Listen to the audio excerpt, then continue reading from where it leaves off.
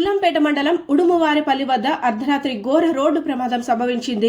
తిరుపతి నుంచి కడపకు వస్తున్న సూపర్ లగ్జరీ బస్సును ఢీకొట్టిన లారీ ప్రమాదంలో రాజంపేటకు చెందిన 9 నెలల పునీత్ సాయి అక్కడికక్కడే మృతి చెందాడు. తీవ్రంగా గాయపడినటువంటి శ్రీకాళహస్తికి చెందిన యశ్వతి కడప రిమ్స్ కు తరలిస్తుండగా మార్గ మధ్యలోనే మృతి చెందింది. బస్సులో ప్రయాణిస్తున్న 16 మందికి కాళ్ళు చేతులు తెగి నెత్తిరొడిన రోడ్లతో అక్కడ రక్తసికమైందనే చెప్పుకోవచ్చు. సంఘటనా స్థలానికి పోలీసులు చేరుకొని క్షతగాతులను 108 ద్వారా రాజంపేట ప్రభుత్వ ఆసుపత్రికి తరలించారు. జనాలు అని చెప్పేసి అంటున్నారు.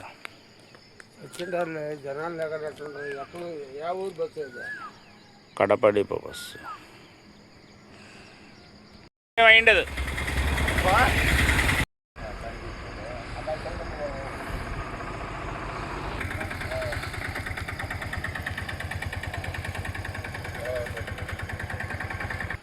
రాగిస్తే పగిలిపోయింటాడు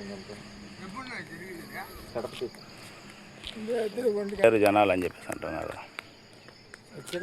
జనాలు లేక కడప డిపో బస్సు